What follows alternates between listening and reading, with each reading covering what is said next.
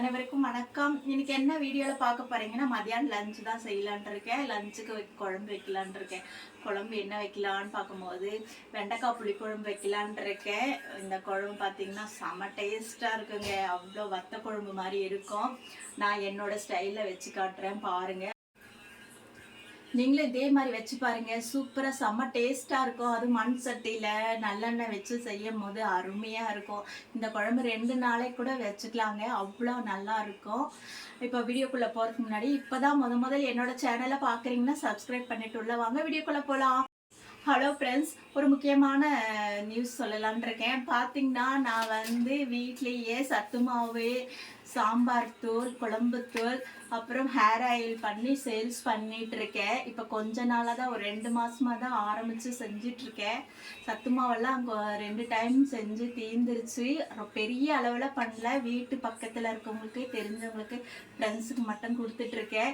உங்களுக்கு யாருக்காவது வேணும்னா சொல்லுங்கள். என் வாட்ஸ்அப் நம்பர் தரேன். கமெண்ட் பண்ணிங்கன்னா நீங்கள் கேட்டு வாங்கிக்கலாம். இது பார்த்தீங்கன்னா 23 வகையாக போட்டிருக்கேன். சொல்லப்போனால் 24 சிறுதானியங்கள் எல்லாமே நானே வாங்கி வறுத்து, நான் ஏற்கனவே சத்துமாவு வீடியோ போட்டிருக்கேன். அதில் நான் சேல்ஸ் பண்ணுறேன்னு சொல்லியிருக்கேன். இப்போ பண்ணிகிட்ருக்கேன். அவ்வளோ நல்லா இருக்குங்க. இது மறுபடியும் ஒரு டைம் வாங்கினீங்கன்னா மறுபடியும் வாங்குவீங்க. அந்த அளவுக்கு நல்ல டேஸ்ட்டாக இருக்குது. சத்தானது. குழந்தைங்களுக்கு இது கொடுத்தாவே போதும். வேறு எதுவுமே சைடு பால், பூஸ்ட், ஹார்லிக்ஸ் எதுவுமே வேண்டியதில்லை. அந்த அளவுக்கு இது சத்தானது. நீங்கள் வேணும்னா வாங்கி ட்ரை பண்ணி பாருங்கள். அதே மாதிரி ஹேர் ஆயில் அப்படிதாங்க. இதுவும் நானே வந்து ஒரு 25 மூலிகை போட்டிருக்கேன். இப்போவே நானே வீட்டில் பக்கத்தில் எல்லாம் இருக்கிறது. எங்கள் வீட்லேயும் நிறைய மூலிகையெல்லாம் இருக்குது. எல்லாம் வச்சு பண்ணியிருக்கேன். இப்போ முடி கொட்டுறதே எனக்கே கம்மி ஆயிடுச்சுங்க. நான் கொஞ்ச நாள் கவனிக்காமல் விட்டுட்டேன். அதனால் நிறைய ஹேர் ஃபால்ஸ் ஆயிடுச்சு. இப்போ பார்த்தீங்கன்னா இப்போ இது யூஸ் பண்ணதுக்கப்புறம் எனக்கு முடி கொட்டுறது எவ்வளோ 99% கம்மி ஆயிடுச்சு. சரிங்களா? பராமரிப்பு ரொம்ப முக்கியம். அப்போ தான் வந்து முடி வந்து நல்லா வளரும். டேண்ட்ரஃப் இல்லாமல் பார்த்துக்கணும், டஸ்ட் இல்லாமல் பார்த்துக்கணும். சரிங்களா? இந்த எண்ணெயும் உங்களுக்கு ரொம்ப நல்லா யூஸ்ஃபுல்லாகும். சரிங்களா? அதுக்கப்புறம் பார்த்தீங்கன்னா சாம்பார் தூள் அப்படிதான், குழம்பு தூள், இது எல்லாத்துக்குமே யூஸ் பண்ணிக்கலாம். பாருங்கள், பார்க்கும்போது எப்படி இருக்குது.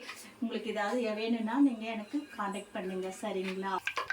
பாருங்க, குழம்பு ரெடி பண்றதுக்கு மண் சட்டியில தான் செய்ய போறேன். அதனால சட்டி வச்சு எண்ணெய் விட்டுருக்கேன். நல்லெண்ணெய் வச்சு செஞ்சீங்கன்னா நல்லா இருக்கும் புளி குழம்பு.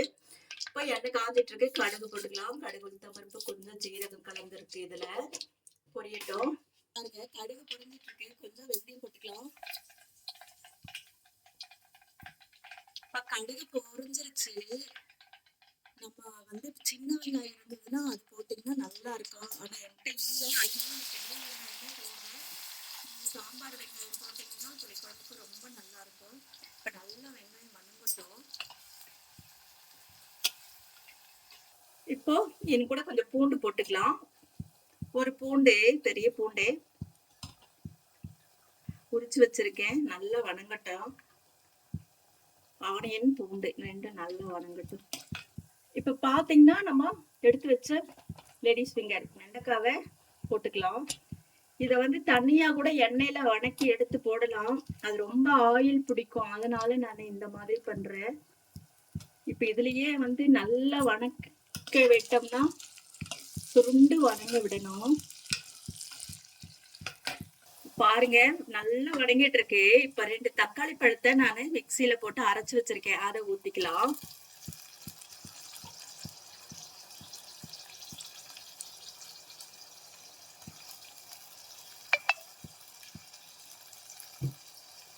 இப்போ வணங்கிட்டு இருக்கு. கொஞ்சம் அளவான உப்பு போட்டுக்கலாம். இதுக்கு தகுந்த மாதிரி போட்டுக்கலாம். தண்ணியெல்லாம் விட்டதுக்கு அப்புறம் பார்த்துக்கலாம்.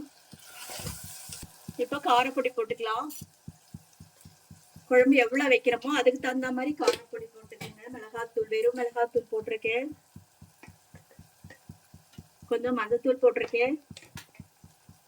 கொஞ்சம் தனியாத்தூள் போட்டுக்கலாம். 1 ஸ்பூன், பெரிய ஸ்பூன் நிறைய மிளகாத்தூள் போட்டிருக்கேன். காரமெல்லாம் உங்களோட இஷ்டம் தான். குழந்தைங்க சாப்பிட்ற மாதிரி இருந்தா, இது காரமா இருந்தா நல்லா இருக்கும். ஆனா குழந்தைங்க சாப்பிட்ற மாதிரி இருக்கும் போது நம்ம பார்த்து போட்டுக்கலாம். பெரியவங்க எல்லாம் சாப்பிட்றதா இருந்தா. இது நல்லா அப்படியே கிரேவியாட்ட வணங்கணும். ஒரு 2 நிமிஷம் வேகட்டும். இப்ப பாத்தீங்கன்னா நான் ஒரு எலுமிச்சம்பழ அளவுக்கு புளி கரைச்சு வச்சிருக்கேன். அதை விட்டுக்கலாம் வடிச்சு.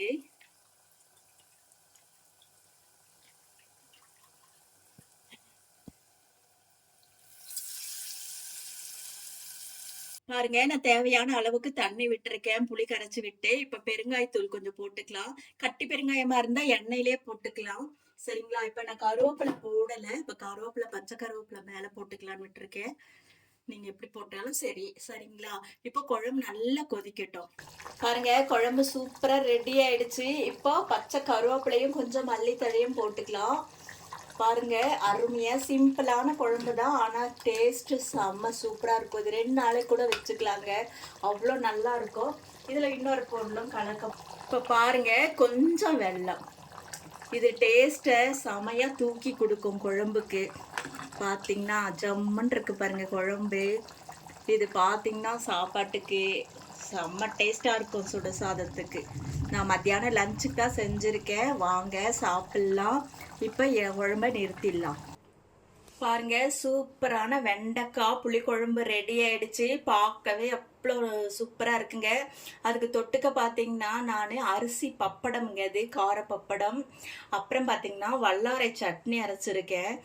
வல்லாரை, நாட்டு வல்லாரை சட்னி அரைச்சிருக்கேன். இது தொட்டு சாப்பிடும் போது சூப்பராக இருக்கும்.